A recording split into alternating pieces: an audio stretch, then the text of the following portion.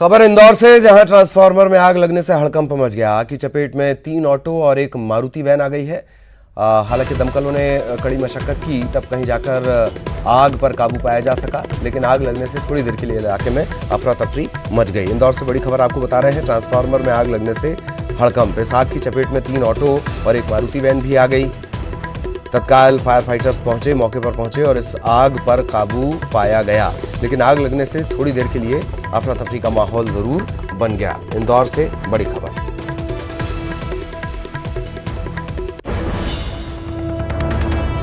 और ये तस्वीर हम आपको दिखा रहे हैं। ट्रांसफार्मर में पहले आग लगी, शुरुआत इसकी हुई और धीरे धीरे देखते ही देखते इसने 3 ऑटो और एक मारुति वैन को अपनी चपेट में ले लिया।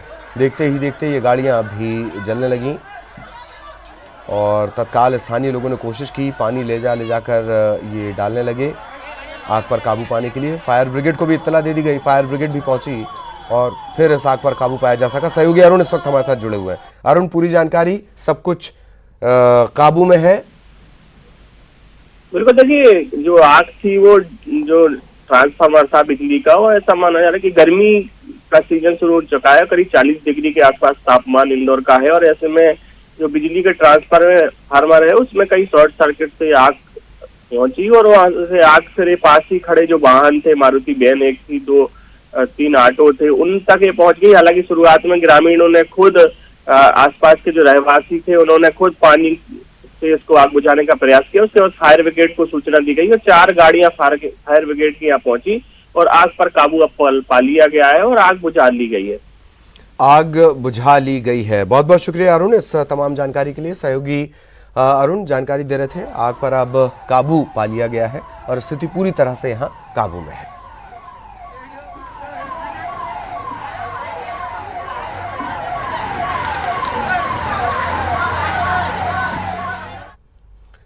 और भोपाल के मंत्रालय में है सेंट्रलाइज्ड एसी का डर, air condition, centralised air condition का डर।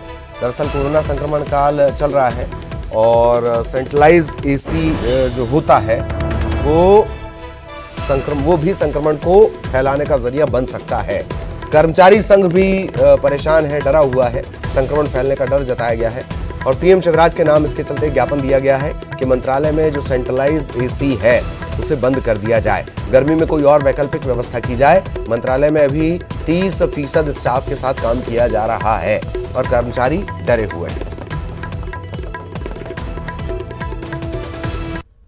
जी को और मुख्य सचिव को ज्ञापन दिया है और उनसे मांग की है कि अभी एहतियात के तौर पर वल्लभ भवन से और पूरे मध्य प्रदेश से सभी शासकीय अशासकीय कार्यालयों से सेंट्रलाइज एसी सिस्टम बंद कर दिया जाए, कूलिंग के वैकल्पिक उपाय किए जाएं और इस विषय के ऊपर एक विशेषज्ञ समिति गठित की जाए जो कि समय सीमा के भीतर रिपोर्ट दे और उसमें ये वो अध्ययन करें कि सेंट्रलाइज एसी सिस्टम से संक्रमण किस हद तक फैलता है।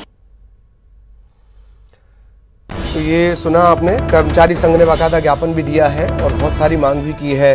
एक विशेषज्ञों की टीम तैयार की जाए, वो पूरी रिपोर्ट बनाए, रिपोर्ट बनाकर वो अधिकारियों को और सरकार तक पहुंचाए। कर्मचारी संघ को संक्रमण फैलने का डर है, इसमें कहीं कोई डाउट नहीं है कि जो सेंट्रलाइज एसी होता है, ये हमने कोरोना कंट्रोल रूम में जो डॉक्टर्स के पास कॉल आए थे उसमें भी इस जिज्ञासा का निवारण न्यूज़ 18 ने किया है। बहरहाल शरद हमारे सहयोगी इस वक्त हमारे साथ जुड़े हुए हैं। शरद, ये बात सही है कि सेंट्रलाइज्ड एसी भी कोरोना संक्रमण को बढ़ा सकता है, खतरे को बढ़ा सकता है, ये अच्छी बात है, पर यह काम न करने का बहाना भी नहीं होना चाहिए, यह दूसरी अच्छी बात है। शरद। हाँ बिल्कुल, देखिए आपने दोनों ही बातें सही कही हैं और ज़्यादा बड़ी बात पहली बात को लेकर है, क्योंकि मध्य प्रदेश में कर्मचारियों ने अभी ऐसी कोई बात नहीं कही है कि अगर सेंट्रलाइज एसी चलता ही रहेगा तो फिर वो काम नहीं करेंगे। उनकी ओर से अपनी एक चिंता जाहिर की गई है और मंत्रालय कर्मचारी यूनियन की ओर से एक ज्ञापन मुख्य सचिव और मुख्यमंत्री को भेजा गया है, जिसमें उन्होंने कहा है कि तमाम जो रिपोर्ट्स अब तक की आई हैं उनमें ये बात साबित होती है कि अगर सेंट्रलाइज एसी किसी दफ्तर में चल रहा है या काम कर रहा है तो फिर उससे संक्रमण फैलने की संभावना हो सकती है। मध्य प्रदेश में जो वल्लभ भवन की नई बिल्डिंग बनी है एनेक्स सी, उसमें भी कूलिंग के लिए जो सेंट्रलाइज एसी है उसका इस्तेमाल किया जाता है। इसी को लेकर चिंता जाहिर करते हुए यूनियन की ओर से एक ज्ञापन भेजा गया है और 3 जो प्रमुख बिंदु हैं वो यूनियन की ओर से उठाए गए हैं। पहला तो ये मांग की गई है कि जो सेंट्रलाइज एसी है उसको फिलहाल अस्थायी तौर पर बंद किया जाए और उसकी जगह पर वैकल्पिक तौर पर कूलिंग की कोई व्यवस्था की जाए, क्योंकि ये गर्मी का मौसम है, मंत्रालय में या अपने दफ्तर के अंदर बिना एसी के काम नहीं किया जा सकता। दूसरी बात जो उठाई गई है उसमें ये कहा गया है कि एक उच्च स्तरीय जो समिति है वो उन्होंने मांग की है कि बनाई जाए, जो इस बात का अध्ययन करे कि अगर सेंट्रलाइज एसी चलता है मंत्रालय के अंदर या सरकारी कर्मचारियों के अंदर तो फिर उसका क्या नुकसान हो सकता है।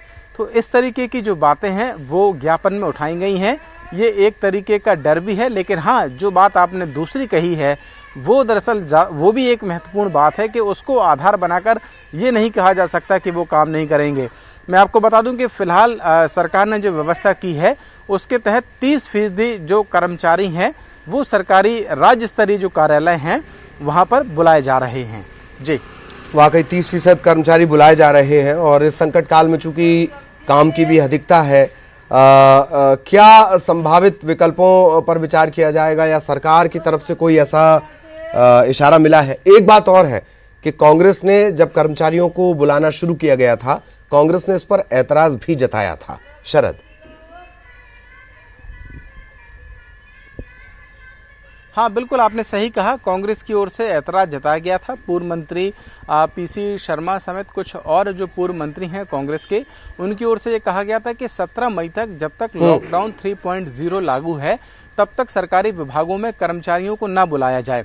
लेकिन सरकार ने, जैसा कि मैंने कहा कि 30% स्टाफ के साथ में कर्मचारियों को बुलाने का फैसला किया और अब कर्मचारी काम कर रहे हैं। एक और बात जो कर्मचारी यूनियन की ओर से कही गई है उसमें छत्तीसगढ़ का एक उदाहरण देते हुए कहा गया है कि छत्तीसगढ़ में भी जो सेंट्रलाइज एसी है उसको अस्थायी तौर पर बंद करने का फैसला वहां की सरकार ने लिया है। आज जो ज्ञापन मुख्यमंत्री को दिया गया है उसमें इस बात का भी जिक्र कर्मचारी यूनियन की ओर से कहा गया है। तो कुछ सरकारों ने एहतियात के तौर पर ऐसे कदम उठाए हैं।